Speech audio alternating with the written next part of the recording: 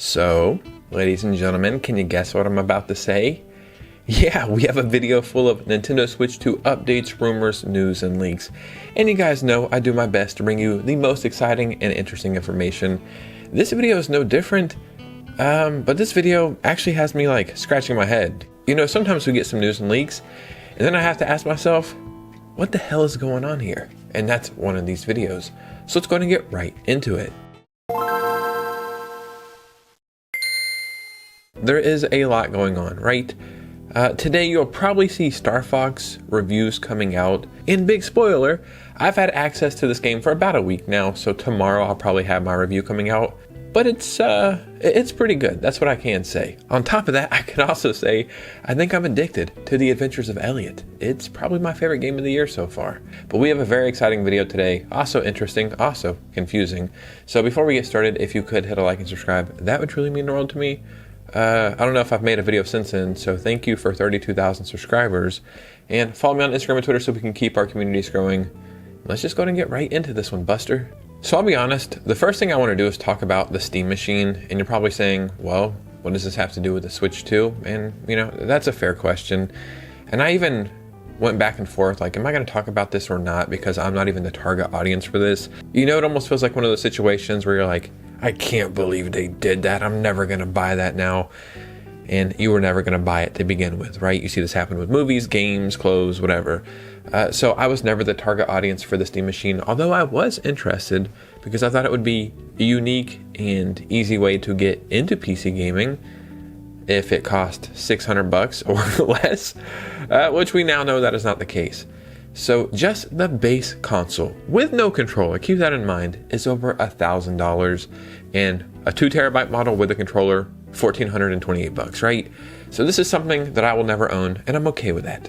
So why am I bringing this up? Well, not to be one of those guys, but it just makes the Switch 2 look like a hell of a deal right now, right? And it's apples to oranges. You know, these consoles or devices, whatever you want to call them, they do two separate things. They're for two different audiences, and you could own one and not care about the other, or you could own both, or you could own none of them, right? Who the hell really cares? It's your decision what you buy. But I do think there is something to take from this. Like, this starts off at $1,000. The PS5 Pro, which if you're going to get a PS5 in 2026, you're probably going to get the Pro. I could be wrong. I think that's $800 or $750, somewhere around there. The Xbox Series X, again, $750, maybe $800. And then going back to Steam, the Steam Deck, I think is like $750 up to $900, depending if you're getting the OLED model or something. And I could be off with some of these numbers, but the overall point I'm trying to make, man, as much as shit Nintendo gets, for some good reasons, some that don't make sense, a $450 console that will be $500, so let's just say $500. Do I think a $500 handheld console is expensive? Yes, I still do. But compared to the other consoles and other options, do I think that $500 handheld console is overpriced? I don't. And I think, all things considered, man, it's the best option, at least for me right now. So I think Nintendo's getting some bonus points here. Now let's talk about Rhythm Heaven Groove, which is seeming like it's going to be the last Nintendo Switch exclusive. I mean, maybe, maybe not. It seems that way, right? We had Tamagotchi Life, now we had this. It could be the last game, or they could have another, maybe one or two in the pipeline, whatever. What's interesting though, and the whole point I'm talking about it, is there's a demo now. I'm really so happy Nintendo is doing more demos for their games. We had a Tamagotchi Life demo, a Rhythm Heaven Groove demo, a Star Fox demo, and I would assume, hopefully we get a Splatoon demo and even a Fire Emblem demo. So this is really cool. So if you're interested in this, or you don't know what the hell is going on or what the game is about, there's a demo. So I just want to let you know that. And now it's time to talk about a Switch 2 game leak. You know, sometimes I would keep these for the end of the video. This one is very, very interesting. So World of Tanks Blitz was just rated for the Switch 2 in Brazil. So do I think this is like the craziest leak of all time? No, right? But why I find this so interesting is this game never showed up on the Switch, and it always felt like a premium free game. Like if you're ever on your PlayStation 5 and you're browsing the free game section, you'll see certain games that never showed up on the Switch, and this is one of them. So the whole reason I'm excited about this potentially showing up on the Switch too is it's starting to blur that line of like, well, could the Switch do this? Okay, it can do that, but can it do that as well? It's like everything that the other consoles can do, the Switch 2 can do as well. Maybe not as good, but the console, in fact, can do a lot of those things. And if we're getting this, you know, we're probably going to get those other free premium games that never showed up on the Switch, like Genshin Impact, which I do think has leaked for the Switch 2 through like a login something or another. So we could expect more premium free games to show up on the Switch 2, which is pretty cool. Now, ladies and gentlemen, let's make a Nintendo Switch 2 news sandwich, right? You know, the compliment sandwich, that's what we're doing, but with Switch 2 news. So we're going to go good news, bad news, good news, leak or something, whatever. It's a sandwich. You know what a sandwich is, right? Now, here's the question. A chicken sandwich, is it a sandwich, right? A burger is a burger. Hold on now, we got to cook for a moment. A cheeseburger is a burger. But a fried chicken sandwich is a sandwich, but they're both cooked. So why is a burger not a sandwich? And why is a chicken sandwich not a burger? Somebody let me know, please. Okay, we got to get back on track here. Let's talk about some 007. So 007 First Light is a game I cannot wait to play. And obviously, you know, I have a PlayStation 5, but I'm one of those people who like to just play stuff handheld. And I'm going to wait for the Switch 2 version. Now, I do think initially this game was coming out for the Switch 2 day one, initially, but then it was delayed. Now, when it was delayed, people were like, man, is this going to be one of those situations like Borderlands 4 where it's delayed and then maybe delayed indefinitely and then just kind of pushed off, and then it's like, well, that game's just not coming out. And as much promise as the Switch 2 has, and as much promise as IO Interactive has, right? I think they make incredible games. You just never really know these days. So after it was delayed for the Switch 2, I think we heard maybe a few things from IO Interactive, like, yeah, we're still working on it. But now we have an update that I think is very, very promising. And it reads, 007 First Light's Switch 2 port is seeing really good progress. And that's from IO Interactive. So I think this is one of those games that will probably show up, you know, August, September, somewhere around there. And I do think that port will be more than serviceable, so I am very excited for this. I'm somebody who never played the Hitman games ever, right? But I would see gameplay of it and think, yeah, that looks awesome. And in 2026, one of my favorite gaming experiences the entire year was playing the Hitman trilogy on the Switch 2, and I thought it was amazing. So if it's a step further than that, you know, in gameplay and mechanics and narration and story and just a better experience or a more full put together experience, I think we're in good hands. And while it is unfortunate that the game got delayed, I do think it's awesome that they came out and said, look, you know, we're delaying it, but we're doing it for your benefit. We don't want to put out a half-assed port, which, you know, we see this more and more all the time, especially in modern times. So big respect for that, and I cannot wait to play this. Now, are you ready for the bad part of the compliment sandwich, right? We'll call it a shit sandwich, you know? Bread is cool, shit, not so much. And this was something I was very interested in. This is something that had been leaking out for the past 2 weeks, and we all knew about it. It was like the worst kept secret.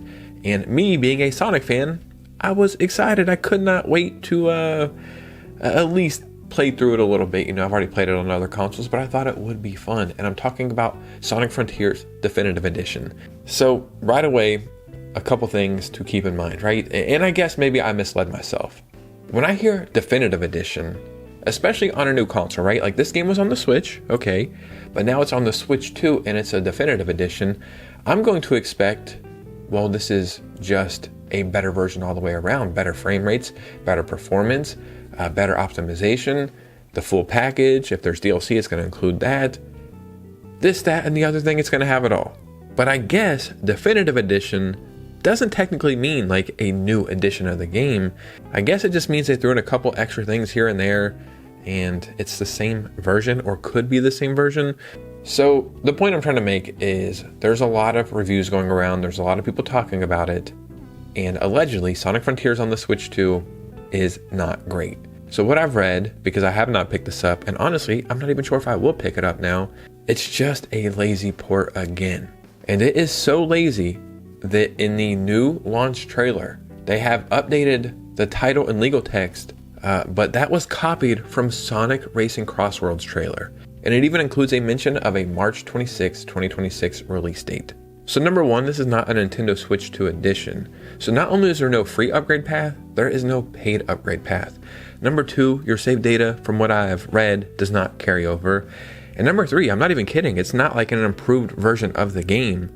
The only way it would be improved is just by the raw power of the Switch 2. They just sold you the Switch 1 game again and added a couple extra things in the game. I've heard like maybe the draw distance is a little bit better, but it's still the same game. And it is so lazy, it is so Sega, and I've said in previous videos like I'm a Sega fan and a Sonic fan, but it's so hard to say that sometimes because they just do the worst stuff over and over. And this game almost sold 5 million copies. So I wonder what they're like, well, we'll just put it out again, don't change anything, and then we'll finally hit that 5 million, and that will look good to investors or something. Because in my opinion, it is not worth wasting $50 on, especially with it being a game key card on top of that. And now we're going to end that sandwich with Zelda news. Not only Zelda news, next generation Zelda news. I'm not talking about Ocarina of Time. I'm talking about the next mainline Zelda. That's pretty cool, man. I'm a Zelda fan, so anytime we're talking about Zelda, that's a good time. So we're gonna go over some leaks, or I guess a leak that is piggybacking off other leaks that they got right. So the whole point of this article is like, well, they got the first leak right and the second leak right. So there's a third leak, maybe we should pay attention to that kind of thing. And, you know, I honestly agree. So the article reads, the same can be said for the rumors around the next open world Zelda game, because if there are 2 leaks, there might be 3. It helps that this leak, as well as the original Ocarina of Time remake leak, come from known and reliable sources. Around the turn of the year, Special Nick provided a few details about the next mainline Zelda game, and his track record combined with a confirmation of Ocarina of Time remake adds even more weight to his leaks. So Nick claims that the next major mainline Zelda game will be another open world game similar to Breath of the Wild and Tears of the Kingdom, set in the same version of Hyrule and built with the same engine. So, you know, depending on what side of the fence you're on, it's like, that's awesome, or really, we're doing that again? It doesn't mean it's going to be the same game. I think it just means it's going to be the same style of game. If I had to guess, they're probably going to take the Tears of the Kingdom map, maybe not the same layouts like Sky Islands and the below area or whatever. And what I would guess they would do is expand upon it, maybe even twice the size, right? Of course, as development goes, that engine will have some new enhancements. Gameplay wise, the next open world Zelda game is said to explore more dimensions. In short, it sounds like cross-dimensional gameplay for puzzles and perhaps exploration, with one example being that players could lower a charging ball toward a target in one dimension to open a door in the player's dimension. And they kind of played around with this a little bit in Skyward Sword, like you plant a seed in one time and then you go to a different time and then that seed is grown into a tree. In this article, they make the comparisons with a Ratchet and Clank Rift Apart, and I think that's a fair comparison. And it's like, yeah, what else could they do? They can only make Hyrule so much more bigger, but it's not always better if there's not a lot going on. So, you know, make Hyrule maybe twice the size, add some new towns, it's a new time, and then also you go back and forth. I mean, now that I'm thinking about it, it's like a Link to the Past, right? You go between 2 different times as well. So now that I think about it that way, it just seems like the next logical step. So yeah, maybe, you know, who knows? Maybe when we have the Zelda Anniversary Direct and they show off Ocarina of Time more in the Zelda movie trailer, maybe they'll give us the next Zelda title. Because they revealed like Breath of the Wild and Tears of the Kingdom years before they came out. But ladies and gentlemen, what do you think about this? Because your opinion matters most. So in the comments below, I would love to hear from you, and let me know what you guys are thinking. We talked about it a lot, but I would like to hear from you guys and hear your opinions, because your opinions always matter more than mine. And if you made it to this part of the video, if you could do me a favor, hit a like and subscribe. Follow me on Instagram and Twitter so we can keep the communities growing, and always consider becoming a channel member, because that is the ultimate way to support this community, and it would mean the world to me. And you guys know me, I'll see you very soon with a new video. Peace